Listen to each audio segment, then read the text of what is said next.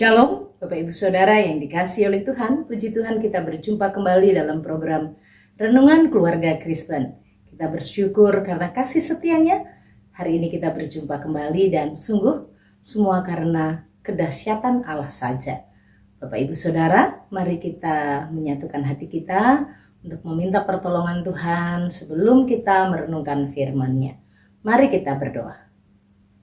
Bapa kami yang di sorga, terima kasih ya Allah untuk segala kebaikan Tuhan, pertolongan Tuhan dalam hidup kami.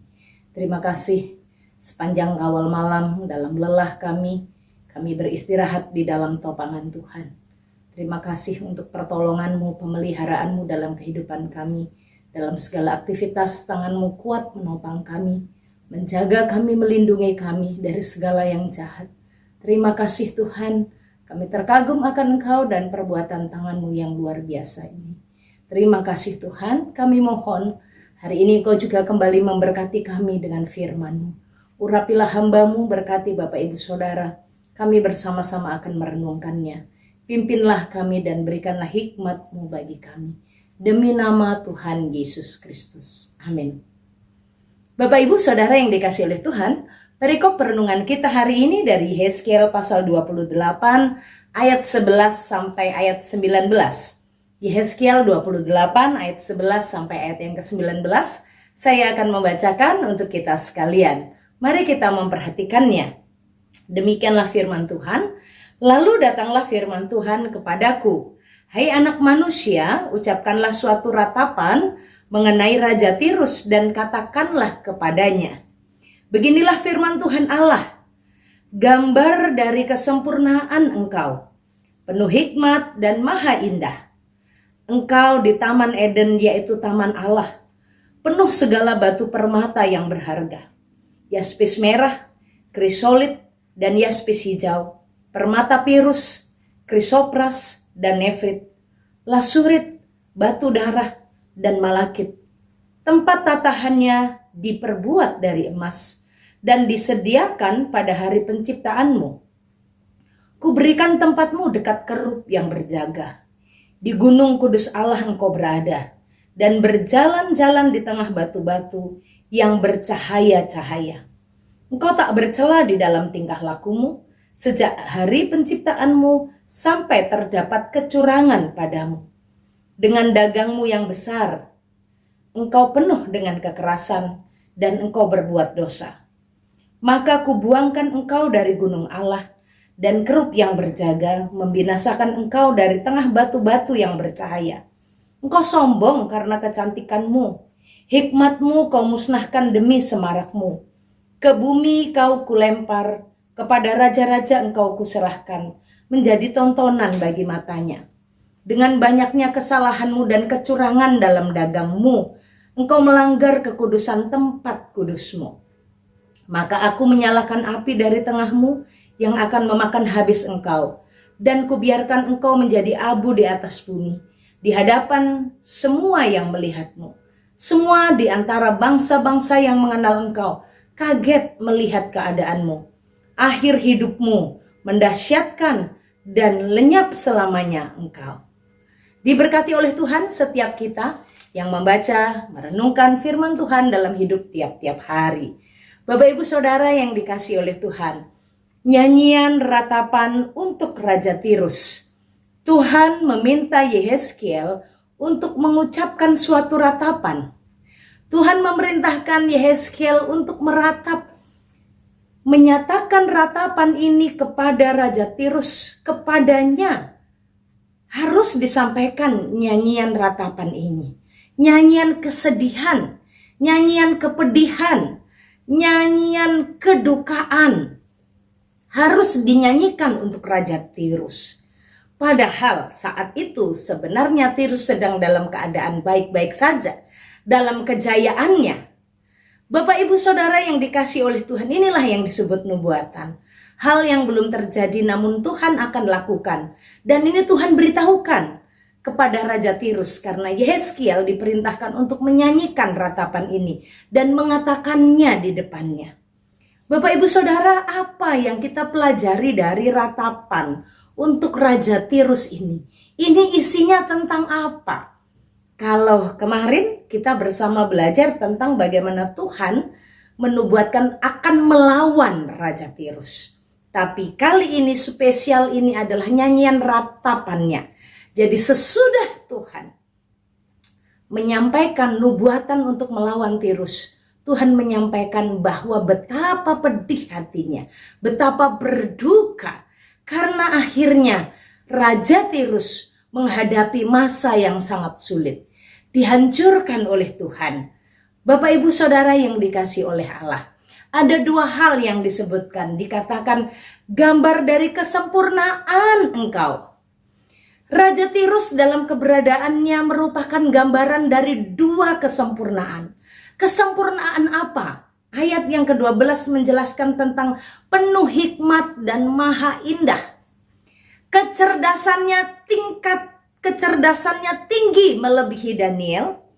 Maha indah karena kapalnya, kapal dagang milik Raja Tirus ini, geladaknya terbuat dari tulang gading.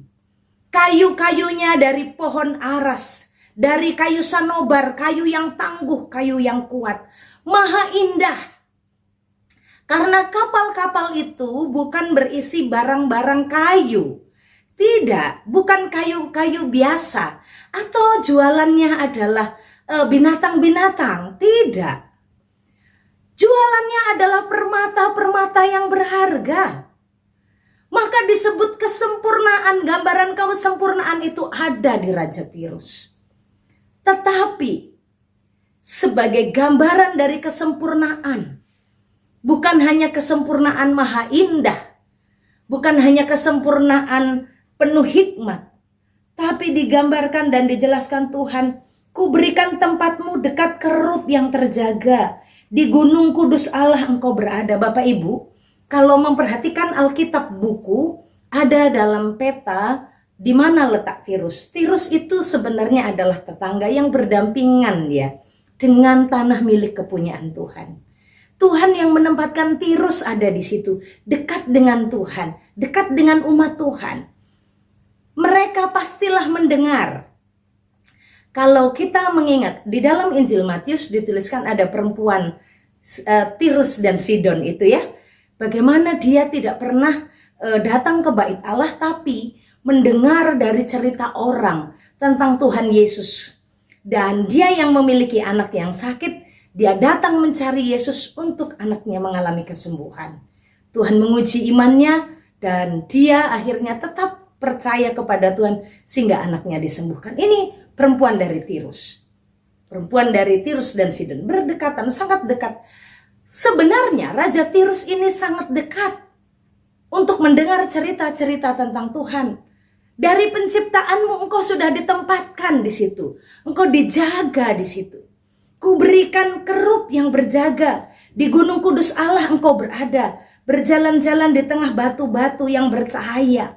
Engkau tidak bercela dalam tingkah lakumu sejak hari penciptaanmu sampai terdapat kecurangan. Jadi pada awalnya sebenarnya Tirus ini orang-orang yang berkelakuan baik. Raja Tirus adalah orang yang bersikap baik. Namun karena dagangnya Tirus ini bukan dagang lokal atau dagang nasional, tidak, tapi dagang internasional. Bisnisnya itu bisnis kelas internasional dan sangat terkenal dengan pekerjaan atau usahanya di bagian niaga, bagian perdagangan. Maka dikatakan oleh Tuhan, engkau tidak ada celah sampai engkau berlaku curang. Kapan dia berlaku curang? Di dalam ayatnya yang ke-18, dengan banyaknya kesalahanmu dan dengan kecurangan dalam dagangmu, engkau melanggar kekudusan tempat kudusmu. Alkitab juga menuliskan bagaimana dia dalam dagangnya itu dalam keadaan yang sombong. Mereka hidup dengan menjual dengan keras, dengan kasar. Bapak ibu saudara yang dikasihi oleh Tuhan. Kalau kita memperhatikan bagian ini, sebenarnya menjadi sebuah pelajaran pentingnya menjaga hati. Tirus pada awalnya, dia sangat baik. Tapi karena semakin berkembang, kapal dagangnya keliling dunia. Banyak negara-negara menunggu mereka, mencari mereka dan akan barter. Karena pada saat itu sistem dagang masih barter ya. Dijelaskan di pasal yang ke-26 bagaimana bangsa-bangsa bertukar dengan gadingnya, bertukar dengan permata-permatanya, bertukar dengan apa yang mereka jual, apa yang mereka punya. Bapak Ibu Saudara, di sini dikatakan engkau curang dalam dagangmu. Engkau keras terhadap dagangmu. Engkau bercela, engkau hidup penuh kekerasan, ayat yang ke-16. Dengan dagangmu yang besar, engkau penuh dengan kekerasan, dan engkau berbuat dosa. Bapak Ibu Saudara, jadi sebenarnya Alkitab sudah menjelaskan bagaimana tentang dunia bisnis itu ya. Rentan sekali. Bagaimana manusia bisa curang dalam jual beli. Bagaimana karena supaya dapat untung sebanyak-banyaknya. Bagaimana supaya perdagangannya itu semakin hari tambah berkembang. Kecurangan bukan jalan satu-satunya. Maka Tuhan katakan karena engkau melanggar kekudusanmu. Engkau tidak memperhatikan kekudusanmu dalam dagangmu. Engkau berlaku curang. Engkau melakukan kekerasan. Engkau penuh dengan kekerasan. Bapak Ibu Saudara yang dikasihi oleh Tuhan. Pentingnya menjaga kemurnian hati dan kekudusan dalam setiap pekerjaan. Jangan mengejar cuan jika itu dilakukan dalam jalan ketidakbenaran. Jika dilakukan dengan kekerasan. Kekerasan ini maksudnya adalah bagaimana menekan orang lain. Bapak Ibu Saudara, perdagangan, jual beli bisa dilakukan dengan paksaan-paksaan, dengan trik-trik tertentu. Yang penting untungnya besar. Yang penting usahaku semakin berkembang. Bertaubat Bapak Ibu Saudara. Dalam pekerjaan, jika kita bekerja dan dalam pekerjaan kita menyusahkan orang lain, menindas orang lain, demi engkau naik jabatanmu, demi engkau naik karirmu, stop. Jangan melanggar kekudusanmu. Jangan melanggar hidup kudus demi engkau mendapatkan keuntungan yang besar. Tuhan tidak berkenan. Sia-sialah engkau mendapatkannya. Karena setelah engkau menjadi besar, kekayaanmu itu akan dihabiskan. Seperti kapal dari Tirus yang ditenggelamkan sampai ke dasar laut. Bagaimana akhirnya Raja Tirus kehilangan semua dari jerih lelahnya, dari usahanya berbohong, dari usahanya mencurangi orang-orang, dari usahanya berdagang dengan cara yang keras, dengan cara yang berbuat dosa. Dia dapat banyak, benar. Dia menjadi besar, benar. Tapi endingnya hancur. Bapak Ibu Saudara, mari kita hidup di dalam kekudusan Tuhan. Melakukan pekerjaan kita di dalam kebenaran. Papa mama, orang tua, dari sejak kecil, anak-anak harus diajarin hidup jujur.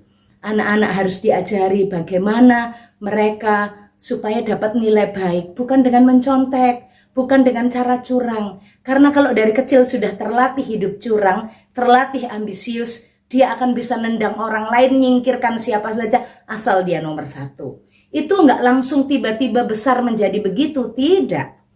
Tapi itu dimulai dari kebiasaannya. Bapak Ibu Saudara, kita punya tanggung jawab membawa generasi kita, keturunan kita hidup di dalam kekudusan Tuhan. Baik itu dalam pekerjaannya, baik itu dalam studinya. Saudara-saudara, percuma engkau dapat nilai tinggi, percuma engkau dapat peringkat, tapi jika itu engkau dapatkan, engkau peroleh dengan cara yang curang, itu bukan keberhasilanmu. Hati-hati dan ingatlah, itu semuanya akan runtuh. Percuma engkau bekerja, percuma engkau berdagang, jika itu engkau lakukan dengan cara yang curang. Kerjalah dengan jujur. Memang sepertinya rezekinya kok sedikit, kok lambat naiknya ya. Tapi perhatikanlah, dengan kita terus mengutamakan Tuhan, cari dahulu kerajaan Allah, cari dulu kebenarannya, lakukan dulu kebenaran firman Tuhan, maka berkat uang yang saudara dapatkan, keuntungan yang saudara dapatkan, gaji yang saudara dapatkan itu adalah dalam berkat Allah. Dan akan dicukupkan. dan akan menjadi berkat buat keluarga kita, rumah tangga kita.